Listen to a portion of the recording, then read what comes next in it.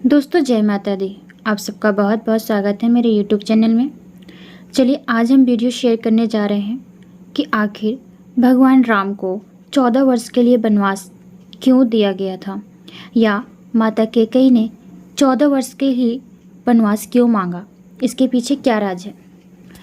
रामायण महाकाव्य सनातन धर्म का एक प्रमुख ग्रंथ है, जिसे अगर धार्मिक, पौराणिक, ऐतिहासिक और दार्शनिक ग्रंथ कहा जाए तो यह गलत नहीं होगा।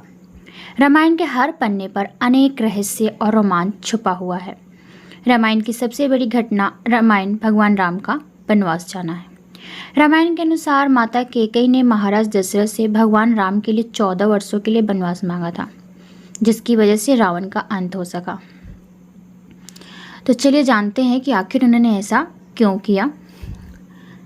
राजा दशरथ की तीसरी पत्नी माता कैकेयी भगवान राम से अपने बेटे भरत से भी ज़्यादा प्रेम करती थी। उन्हें राम से बहुत आशाएं थी। जब कैकेयी ने भगवान राम से 14 वर्षों का वनवास मांगा था, तब सबसे ज़्यादा भरत हैरान हुए थे, क्योंकि वह जानते थे कि माता राम से बहुत ज़्यादा प्रेम करती हैं, लेकिन फिर भी उन्होंने उनके लिए 14 वर्ष का वनवास क्यों मांगा। इसके पीछे एक रोचक कथा है।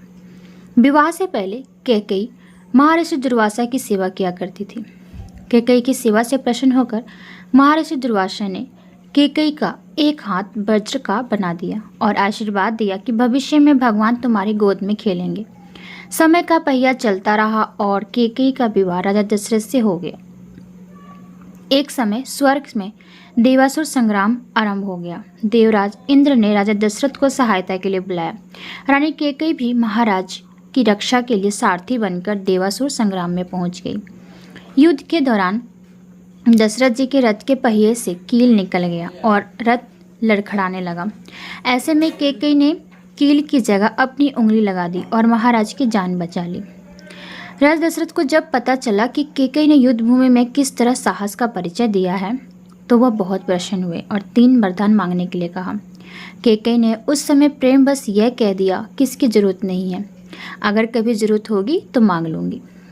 कैकेयी ने राजा दशरथ को इसी वरदान के जाल में फंसा लिया और राम के लिए 14 वर्ष का वनवास मांग लिया। लेकिन 14 वर्ष के लिए वनवास क्यों मांगा, इसके पीछे क्या राज था।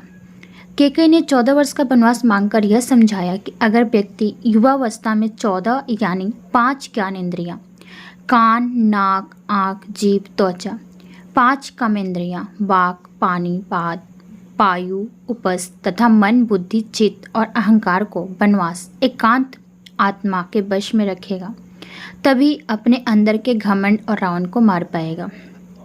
दूसरी बात यह था कि रावण की आयु में केवल 14 ही वर्ष शेष था।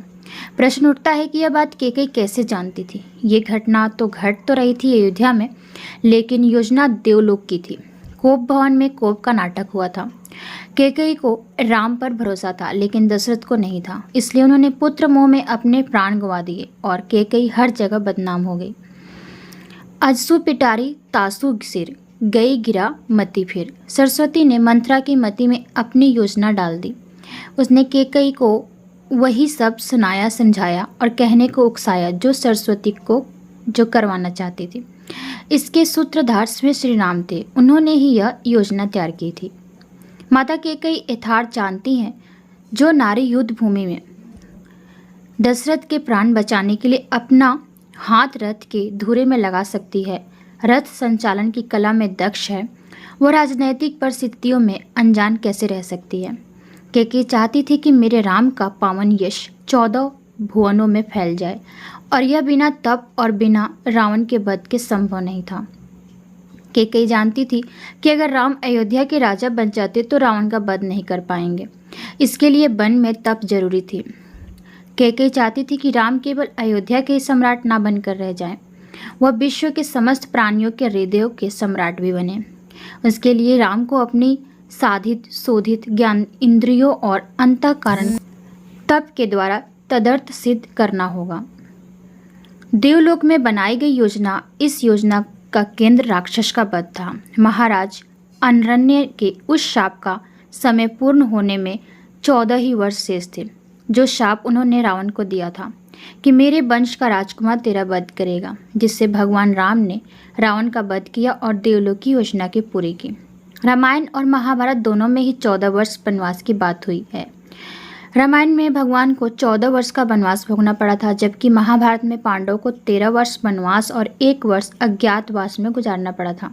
दरअसल इसके पीछे ग्रह गोचर भी मानते हैं। उन दिनों मनुष्य की आयु आज के ज़माने से काफ़ी ज़्यादा होती थी, इसलिए ग्रहों की दशावधि भी ज़्यादा होती थी। शनि चालीसा में लिखा है कि राम राज मिलत बन राम ही दीन्हा, कैकहु की मति हरि लीन्हा। यानी शनि की दशा के कारण कैकेयी की मति मारी गई और भगवान राम को शनि के समय अवधि में वन भटकना पड़ा, और उसी समय रावण पर भी शनि की दशा आई और राम के हाथों रावण मारा गया। यानी शनि ने अपनी दशा में एक को कीर्ति दिखाई और दूसरे को मुक्ति। उम्मीद करती हूँ वीडियो पसंद आया होगा। चलिए मिलते हैं अगले वीडियो में। धन्यवाद।